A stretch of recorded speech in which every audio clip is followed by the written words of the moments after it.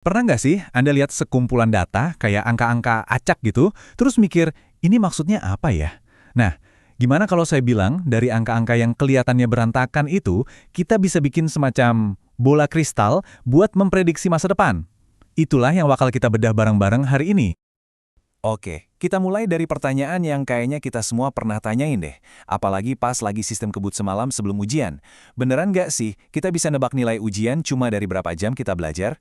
Pertanyaan yang kelihatannya simpel ini bakal jadi pusat dari semua pembahasan kita. Nah, buat jawab pertanyaan tadi, kita nggak bisa asal tebak-tebakan dong. Kita butuh bukti. Jadi, langkah pertama, kita bakal jadi detektif data. Kita akan selidiki data beneran dari sekelompok siswa. Terus, kita cari petunjuknya. Ini dia datanya. Kelihatannya simpel banget ya. Cuma 5 siswa. Tapi coba deh kita lihat lebih teliti. Siswa nomor 1, belajar 2 jam, dapat nilai 65. Lanjut. Siswa nomor 5, belajar 6 jam, dapatnya 85. Apa ini cuma kebetulan aja ya? Anggap aja setiap baris ini tuh satu kepingan puzzle. Jujur aja, ngeliatin tabel angka kayak gini, bikin mata lelah nggak sih?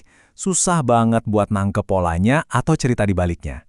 Nah, makanya kita coba deh lakuin trik para ahli data. Kita sulap angka-angka ini jadi gambar. Biar ceritanya langsung kelihatan jelas. Oke, setelah jadi gambar, mata kita mulai bisa lihat nih kayak ada polanya. Tapi di dunia data, cuma modal kayaknya atau firasat itu nggak cukup. Kita butuh angka yang pasti. Pertanyaannya, seberapa kuat sih hubungannya? Apa ini nempel banget kayak lem super atau cuma kebetulan aja? Nah, untuk mengukur hubungan ini ada alat statistik yang namanya korelasi.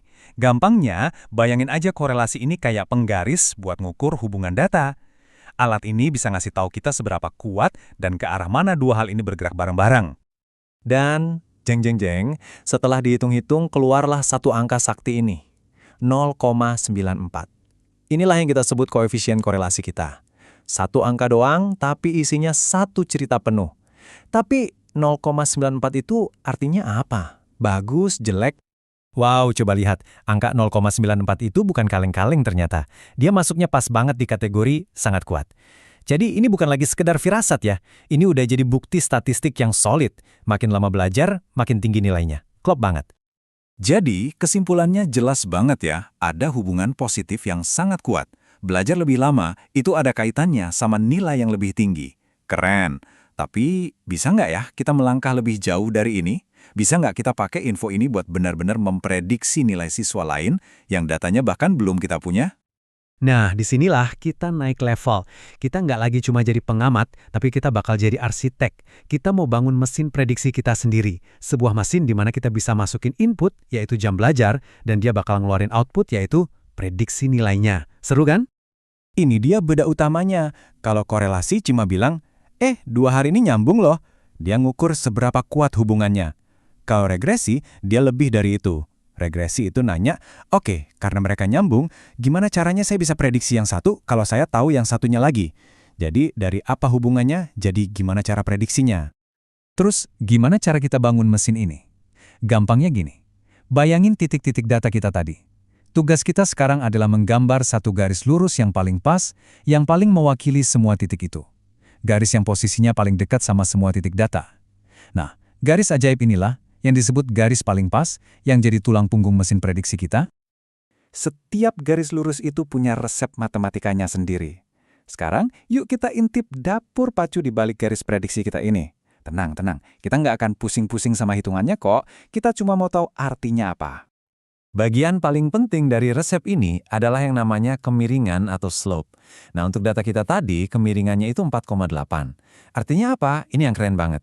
Artinya, untuk setiap 1 jam tambahan belajar, model kita memprediksi nilainya bakal naik sebesar 4,8 poin. Wow, ini kan kayak resep sukses yang bisa diukur ya. Dan inilah dia formula final dari mesin prediksi kita. Kelihatannya simpel ya, tapi ini resep lengkapnya. Tinggal masukin aja mau berapa jam belajar dan voila, langsung keluar prediksi nilainya. Sederhana tapi kuat banget. Oke, mesin prediksi kita udah jadi nih. Tapi, tunggu dulu. Sebelum kita pede pakai mesin ini, ada satu pertanyaan krusial. Seberapa jago mesin ini? Seberapa besar kita percaya sama prediksinya? Apakah bola kristal kita ini jernih banget atau masih agak-agak buram? Ini pertanyaan yang penting banget. Soalnya, bikin model itu satu hal, tapi mastiin modelnya bagus itu hal lain. Kita butuh semacam rapor buat menilai seberapa bagus sih model kita ini dalam ngejelasin cerita yang sebenarnya ada di data. Nah, alat buat ngasih rapor ke model kita itu namanya R kuadrat atau R squared. Anggap aja ini nilai akhir buat model kita. R kuadrat ini ngasih tahu kita dalam bentuk persen seberapa banyak sih perbedaan nilai antar siswa yang bisa dijelaskan cuma dari jam belajar mereka. Dan nilai rapor buat model kita adalah 88%. Ini artinya 88% dari alasan kenapa nilai siswa bisa beda-beda, ada yang tinggi, ada yang rendah, itu bisa dijelasin cuma dari berapa lama mereka belajar. Itu angka yang luar biasa besar loh. Coba kita resapi lagi deh. Ini temuan utamanya. Jadi, jam belajar itu bukan cuma salah satu faktor acak. Berdasarkan data kita, jam belajar itu jadi faktor dominan yang menjelaskan hampir 90% hasil ujian. Keren banget! Nah, ini ngebawa kita ke pertanyaan penutup yang menarik. Kalau jam belajar bisa ngejelasin 88% cerita, terus yang 12% sisanya itu apa dong? Mungkin kualitas tidur, mood pas ujian, atau jangan-jangan sarapan paginya? Nah, ini jadi pengingat buat kita semua. Sehebat apapun model yang kita buat, dunia nyata itu selalu punya sedikit misteri yang nggak bisa sepenuhnya ditangkap oleh angka.